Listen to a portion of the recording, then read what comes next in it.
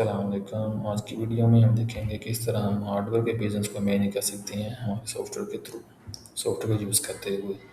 तो सबसे पहले हम देख सकते हैं डैशबोर्ड शो हो रहा है, हमें एनालिटिक्स आ रहे हैं, फिर इसमें है जी प्रोडक्ट्स हैं, ऐड करने का ऑप्शन, फिर हमें अकाउंटिंग में सेल परचेज का ऑप्शन है, पेमेंट्स ऐड करने का ऑप्शन है, बैलेंस रिपोर्ट देखने का, स्टॉक रिपोर्ट देखने का, एक्सपेंस मैनेजमेंट का, मैनेज अकाउंट्स का, मैनेज बैंक अकाउंट्स का, लेजर रिपोर्ट्स का, प्रॉफिट एंड लॉस रिपोर्ट्स का।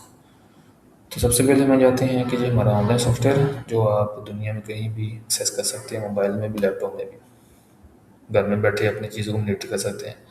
तो डैशबोर्ड के ऊपर एनालिटिक्स आ रहे हैं कि इस साल की टोटल मैंने पेमेंट रिसीव कितनी की थी, मैंने टोटल पेमेंट पे कितनी की थी, अगर मैंने कोई टैक्स रिपोर्ट किया है तो वो कौन सा कितना टैक्स था, अदर मैंने कोई टैक्स सेल रिपोर्ट की थी वो कौन सी की थी। तो मज़ीद इसमें आ जाता है कि मेरा स्टॉक का क्या सीन चल रहा है, इन स्टॉक कितनी प्रोडक्ट्स हैं, ऑल ऑफ स्टॉक कितनी हो चुकी हैं, आउट ऑफ स्टॉक कौन सी हैं, मेरे top balance bank balance accounts कौन से हैं जी, मेरे जो मैंने बैंक अकाउंट्स ऐड किए हैं उनका बैलेंस क्या है, मेरा टॉप 5 एक्सपेंसेस कौन से हैं और कितने हैं, ग्राफ की शक्ल में देख सकते हैं। इसी तरह मेरी रिसेंट शिपमेंट जो मैंने माल मंगवाया है वो कौन सी थी इस साल की, इसी तरह लेटेस्ट इनवॉइसेस आज की बेस पे कौन सी थी, और मेरा ग्राफ की शक्ल में आ रहा है कि मेरा इनकम का क्या सीन चल रहा है, मेरा परचेज क्या है और मेरी सेल्स क्या है। तो नेक्स्ट हम आ जाते हैं कि प्रोडक्ट्स में जो मैंने हार्डवेयर के बिजनेस में जो मैंने प्रोडक्ट्स मंगवानी है अपने सप्लायर से या हम अपने सेलर को सेल करते हैं, तो कुछ मैंने ऐड करके रखी हुई हैं जैसे कि डोर लॉक्स हैं, कटर है, हैमर है, पीवीएस पाइप्स हैं। कोई भी बिजनेस जो हार्डवेयर का है उसके मुताबिक हम यहाँ से उसकी हेड्स ऐड करेंगे। हेड्स ऐड करने के बाद मैं उसे कैटेगरी में डिवाइड कर सकता हूँ कि मेरी टूल्स कैटेगरी कौन सी, मेरी इलेक्ट्रिक आइटम कोई है तो वो कौन सी है। इसी तरह मेरी जी जो हमारे हार्डवेयर के बिजनेस में आ जाते पीवीएस कौन सी शीट्स हैं, तो हम उस कैटेगरी बेस पे डिवाइड करके यहाँ मैं फिल्टर लगा सकता हूँ मेरा जी पीवीएस की कैटेगरीज कौन सी हैं, मैंने इसे सेलेक्ट किया तो वो मुझे इस हिसाब से बता देगा जी कि आपकी इस कैटेगरी की इतनी प्रोडक्ट्स अभी पड़ी।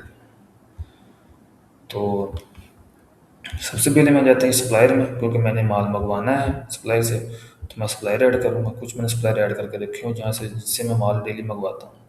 कस्टमर रज़ा इसे सप्लायर ऐड करने का सिंपल स्टेप है, ऐड सप्लायर किया, इधर मैंने उसका नाम दिया जी सप्लायर मेरा जी हार्डवेयर सप्लायर।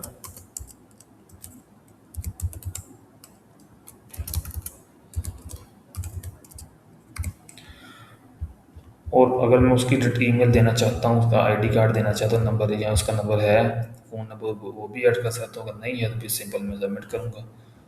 अगर फ़ोटो ऐड करना चाहता हूँ तो वो मेरी आसानी के लिए हो जाता है, फ़ोन नंबर नहीं ऐड करना चाहता तो कोई मसला नहीं है जी। मैंने उसका सप्लायर ऐड कर लिया और अब मैंने उसे मंगवानी शिपमेंट। मैं जो अपनी शॉप में या मेरे बिजनेस में कहीं से माल उठा रहा हूँ जिससे मैंने वो सप्लायर को ऐड किया और मैंने इसका टाइटल दिया अपनी शिपमेंट का जी फर्स्ट सप्लाई। जो मैं सप्लायर ऐड करके हूँ मैंने या शफीक ऐड कर लिया या फ़ाहद इकबाल ऐड कर लिया। अगर वहाँ से ऐड नहीं किया तो यहाँ से मैं ऐड कर सकता हूँ। क्लिक करने से मैं यहाँ से नाम दूंगा, उसका सबमिट करूँगा और यहाँ से मेरा सप्लायर ऐड हो जाएगा जी। मैंने यासर शफीक से माल उठाया है 4 तारीख को। कौन सा उठाया था मैंने जी, उससे जी कुछ मैंने हार्डवेयर के लॉक्स उठाए थे, वो मैंने 10 लिए थे, 2000 में उठाए थे। इसी तरह मैंने कुछ माल जी उससे हार्डवेयर के रेलिवेंट जी मैंने डाइनिंग टेबल सेट कुछ लिया था उससे, वो मैंने 100 सेट लिए थे। तो ये मुझे उसका बिल बन के आ चुका है नीचे, कुछ 15 लाख कुछ बना है मेरा उसका बिल। तो अगर तो मैंने उसे पेमेंट कर दी है तो इसमें लिख दूँगा मैंने जी उसे 10 लाख रुपया दे दिया है। किस अकाउंट से दिया है, मैंने उसे जी परचेज अकाउंट से पैसे दे दिए हैं, सबमिट किया तो ये मुझे उसके खाते में पैसे चले जाएंगे। जैसे मैं जस्ट यस एच पी को ओपन करूँगा तो ये मैं उसे देख सकता हूँ कि जी यासर शफीक का टोटल खाता क्या है, इसको मैंने टोटल अमाउंट इसकी कितनी बनी थी, मैंने उसे पे 8 लाख कर दिए, उसका पे 16 लाख कुछ पैसे मैंने अब देने हैं। किस डेट को मैंने उसे कौन सा माल लिया था, यहाँ से रिसिप्ट से मैं देख सकता हूँ कौन कौन सी कैटेगरी थी, दो लॉक्स थे, डाइनिंग टेबल था। वो मैंने देखने के बाद ये इसमें मजीद मैं ये भी देख सकता हूँ कि जो मैंने पेमेंट्स की हैं वो किस डेट को मैंने पेमेंट की थी, कितनी की थी, किस अकाउंट से की थी, ये सारा खाता इसका अलग से मेरे पास बन के शो हो रहा है सप्लायर का। नेक्स्ट हमारा आ जाता है कस्टमर्स का। तो कस्टमर जो मेरे रेगुलर कस्टमर कुछ मैंने ऐड करके रखे हुए हैं, जैसे नुमान अली, वकास अहमद, रैन अली। तो कुछ कस्टमर जो न्यू हैं, जो ऑन द स्पॉट आ जाते हैं, तो जैसे मैं ऐड सेल पे क्लिक करूँगा, यहाँ से अगर मैं कस्टमर कोई न्यू कस्टमर इरफान खान नाम का आ चुका है, तो मैंने यहाँ से लिखा है, मैंने उसका लिखा है ये इरफान ए, उसका नंबर ऐड किया, उससे पूछ के सबमिट किया। तो इस तरह मैं कस्टमर भी ऐड कर सकता हूँ वहाँ ही बैठे हुए। कस्टमर मैं चूज़ किया, जो इरफान नाम का कस्टमर था, उसने मेरे से ये कुछ डोर लॉक्स लिए हैं, उसने मेरे से 10 डोर लॉक्स लिए हैं। मुझे रेट 2000 लग गया था, मैंने इसे लगाना है जी रेट के टैक्स के बिना 1694 था, टैक्स के साथ 2000 रुपये मुझे लग गया है। तो मैंने इसे जी 2500 में सेल करना है। ये मैंने एड में किया, और यहाँ मुझे बिल बन के आ गया जी 2500 रुपया। तो यहाँ से उसे मैंने 2500 पे कर दिया, उसने मुझे पे कर दिया, मैंने रिसीव किया उसे बैंक एंड कैश अकाउंट, मैंने वो 2500 रुपया रिसीव किया, मैंने सबमिट किया। तो ये इस तरह ना मैंने उससे सेल्स की मैंने ऐड कर दी है। अगर मैंने रिसिप्ट शेयर करनी, यहाँ मेरा कंपनी का लोगो आएगा, मेरी कंपनी का नाम आएगा, यहाँ मेरी कंपनी की लोकेशन आएगी, मेरी कंपनी का नंबर आएगा, और यहाँ मुझे डोर लॉक शो हो रहा है कि मैंने इस डोर लॉक सेल किए थे, मैंने कितनी क्वांटिटी थी, क्या रेट लगाया उसे, और मैंने 25 रुपये से रिसीव भी कर लिए थे। तो यहाँ उसे मैं डाउनलोड करके शेयर कर सकता हूँ रिसिप्ट। तो यहाँ मैं उसे प्रिंट निकाल के यहाँ से तो दे सकता हूँ, थर्मल प्रिंट जो मेरा छोटा प्रिंटर होता है, तो ताकि ये उसके पास रिसिप्ट पड़ी हो, मेरे पास भी रिकॉर्ड हो इसका। तो अगर मैं इस कस्टमर का खाता अलग से देखना चाहता हूँ, मैंने इसे ओपन किया जी इरफान को, तो मुझे शो हो रहा है कि 2500 इसका एक बना था, मैंने 2500 कर दिया, रिमेनिंग इसका को 22,501 रुपया भी पड़ा है इसका रिमेनिंग, किस अकाउंट से मैंने उसने मुझे पे किया है। तो ये मेरा टोटल शो हो रहा है, हर कस्टमर का खाता अलग से ज़्यादा। तो मज़ीद इसमें आ जाता है कि अगर कुछ पेमेंट्स मुझे कस्टमर ने की नहीं, मेरे से माल उठा के ले गया है, तो अब मुझे बाद में उसने पेमेंट की, तो वो मैंने पेमेंट कैसे मैंने करनी है। तो यहाँ मैं ऐड पेमेंट में जाऊँगा, कस्टमर चूज़ करूँगा जी इरफान है, तो इसने मुझे 2500 किया था, अभी इसका 22,501 रुपया 501 रुपया पड़ा था रिमेनिंग। तो सिस्टम ने ऑटोमेटिकली उठा लिया कि इसके इतने पैसे भी रिमेनिंग पड़े हैं।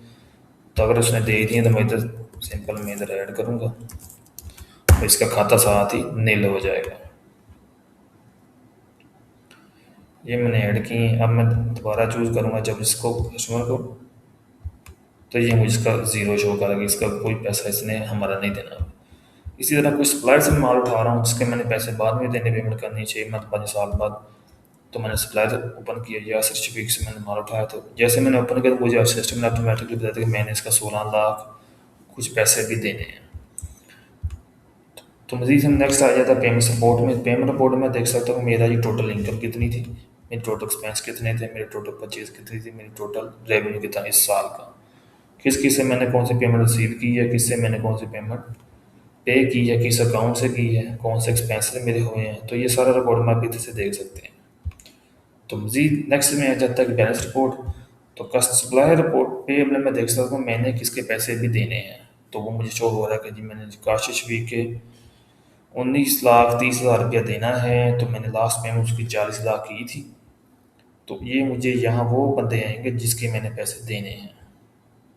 तो यहाँ टोटल मैंने अभी इतने अमाउंट लोगों की देनी है सप्लायर की। इस तरह कस्टमर रिसीवेबल में मुझे शो हो रहा है कि टोटल मैंने इतनी पेमेंट अभी रिसीव करनी है कस्टमर से, किससे कितनी करनी है ये शो हो रहा है, और लास्ट पेमेंट मैंने किससे कितनी रिसीव की थी वो भी मेरे पास रिकॉर्ड आ रहा है। तो ये मेरा बैलेंस रिपोर्ट का हो जाता है, जिसमें मैं बिजनेस फाइनेंशियल रिपोर्ट भी दे सकता हूँ। मैंने जी परचेज का जो मैंने माल लिया तो उसकी मेरा खाता का हिसाब क्या चल रहा है क्लोजिंग, इसी तरह जो मैं सेल कर रहा हूँ उसका मेरा खाता का हिसाब क्या चल रहा है। तो नेक्स्ट हमारा यहाँ स्टॉक रिपोर्ट आ जाता है। तो स्टॉक जैसे ही हम कोई सप्लाई से कोई चीज़ लेते हैं तो हमारे स्टॉक में ऐड हो जाती है। जैसे जी इसके कोई हार्डवेयर का पार्ट था, 92 इसका अवेलेबल था, 200 मैंने रिसीव किया है, 108 मेरे सेल हो चुके हैं पार्ट्स। तो मेरा लेस स्टॉक कौन सा पड़ा है सिस्टम ऑटोमेटिकली बताएगा।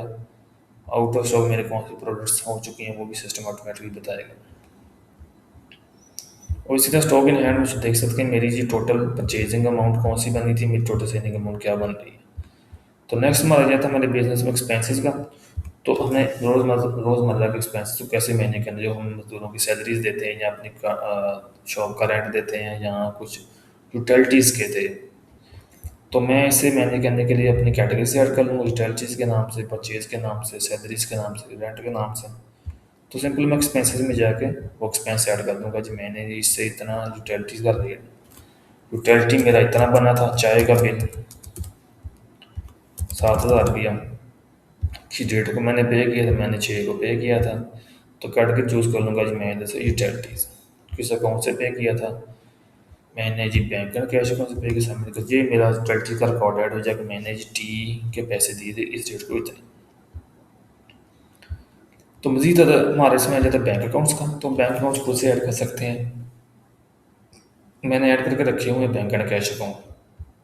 यहाँ मुझे शो कर रहा है कि मेरा टोटल बैलेंस क्या था, और यहाँ से मैं इसकी हिस्ट्री देख सकता हूँ कि मेरे जी बैंक अकाउंट की हिस्ट्री क्या है, मेरा बैलेंस कितना चल रहा है, मैंने रिकवरी किस किस से ली थी, मैंने पे आउट किस किस को किया था, मैंने वो एक्सपेंस के बाद में पैसे दिए हैं तो किसने दिए हैं, किस डेट को दिए थे।